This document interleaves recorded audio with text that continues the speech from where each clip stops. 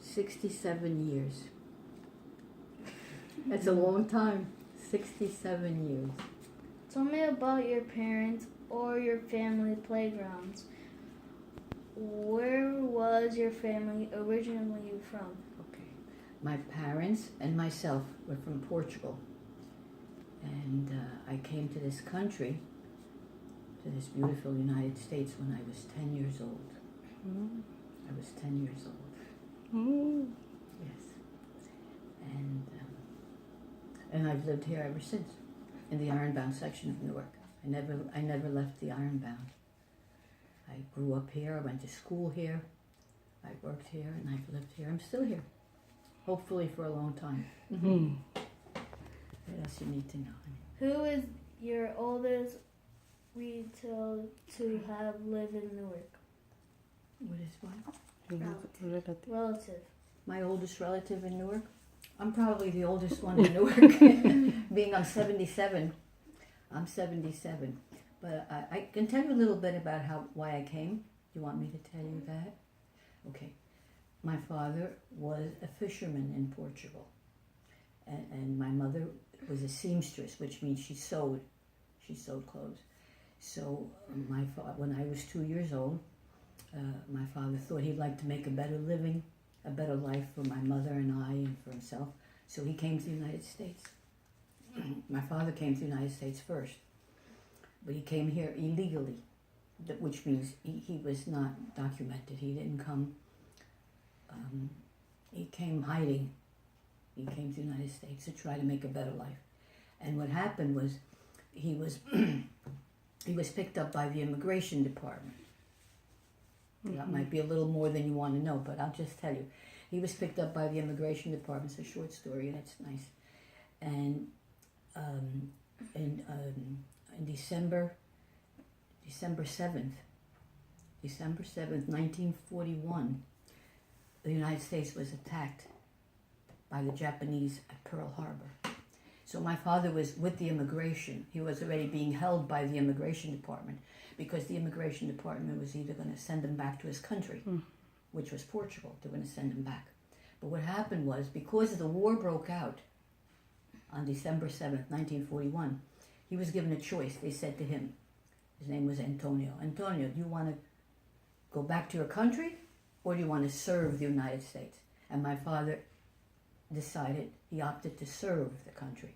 So he went into the army. And that's why I'm here today, because he went into the army, and then after a while he became a citizen of the United States. Then because he was a citizen, then he went to Portugal. He brought my mother and I back. He brought us to this country. And that's why we're here. But he came looking for a better way of life, like most people do. So that's what happened. That's why I'm here. So I think I'm the oldest one here. My children were all born here. I got married here. I raised all my children here. And that's it. I'm the oldest one here. That was just a little story about how I came to the United States. That's interesting. Why did your family move to Newark? Yeah,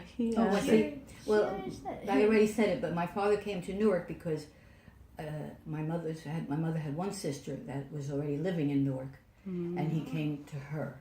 He came to my aunt's house. She was already living in Newark when he came in, and that's why we came to Newark. We settled in Newark, and we never left. Yes, sir. Next question. Recall to significant events in your life story that Remember. in Newark. In Newark? Oh, okay. Well, I don't know if significant. At first was very hard when I came. I was 10 and I didn't know one word of English. I didn't know anything, not one word. So it was very difficult for me, being 10 years old. And because I didn't know a word of English, they put me in second grade. I was put into second grade so I could learn English, basic. So in 6 months I had learned English, and then they skipped me to fifth. Then they put me into fifth grade. 6 months later, after I learned English, they put me into sixth grade. I went went to Lafayette Street School. That's where I went. I graduated from there, and then I went to Eastside High School. And then at age 16, I went to work because my parents didn't understand, and they thought, "Oh, you already know enough English. What are you doing in school? You're a big girl." They didn't understand how important an education is. So, and I cried. I didn't want to leave school. I really wanted to stay in school. And I wanted to go to college and finish high school and go to college, but I didn't have that opportunity. So hopefully you'll have that opportunity. And you became a teacher in genetics too. You know, I wasn't a teacher, honey. I was secretary. I was secretary at St. Benedict's School across the street. Yeah, I was secretary. I worked for 19 years. And I also worked as a receptionist in the doctor's office and at the school. So, but we had a nice life. We liked living in Newark. We didn't have any problems. My father went to work as in construction. My mother went to a factory to sew. I had two sisters who were born in Newark. I have two sisters. They were born in Newark. But by the time my sisters went to school, being they're much younger than me, I was able to tell my parents understood then how important an education was, and they felt sorry that they hadn't let me go on. But I made sure that my sisters finished high school. I made sure that they did everything, you know, that all the other children have the opportunity to do. And this is the country of opportunity. Yes. You can become whatever you want to be.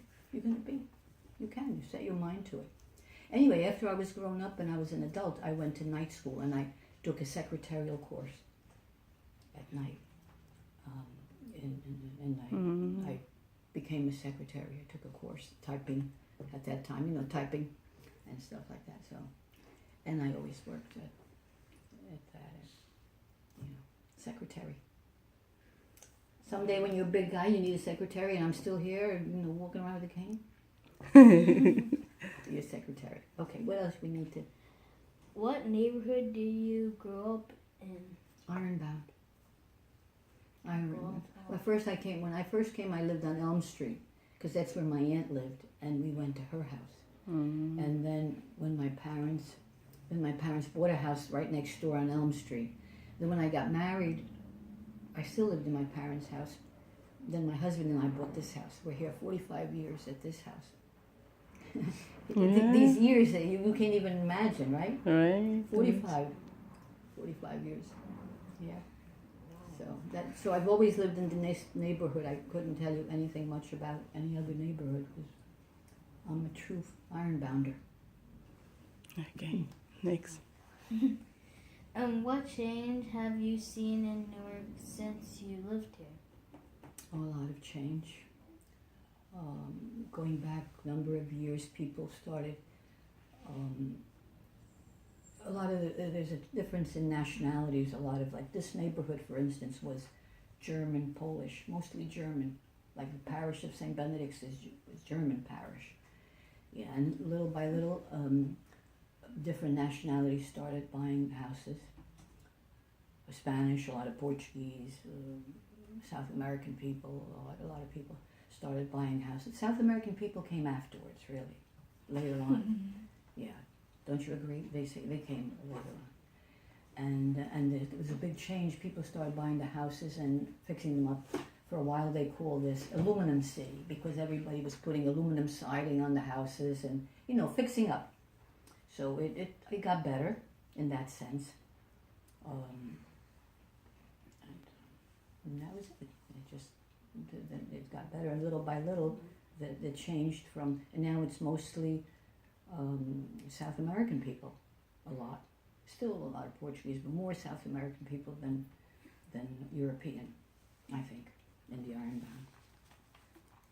I don't have figures, but I think that's how it is. But we seem to have integrated and get along well. I think so. I love you as my neighbor. I don't look at people with nationalities. I look at people for the goodness, for what they are. You know, that's it. So there's the changes with that. People did buy houses, they fixed them. I think they got better, you know, and that was it. Those are the biggest changes were the changes in people coming and going, some leaving, some coming in, fixing up the houses the best they could. Yeah. It's just. No. Okay. Don't worry about it. Go ahead. Wait, well. In 10 years, what do you hope to see in Newark? I hope to be here, first of all. So, True. let's see. Hope to see in Newark. Well, I would like to see it be a safer place for our children, for ourselves, and especially for the upcoming children like yourself. Newark has gotten a little bit dangerous. I mean, it's difficult to go out at night. You've heard there's robberies, and although it happens all over, it doesn't just happen in Newark. It's all over, but Newark seems to be more in the news, kind of, and everybody thinks, well, in Newark everything bad happens. Not always, but I'd like to see it be a safer place for children, and that's about it.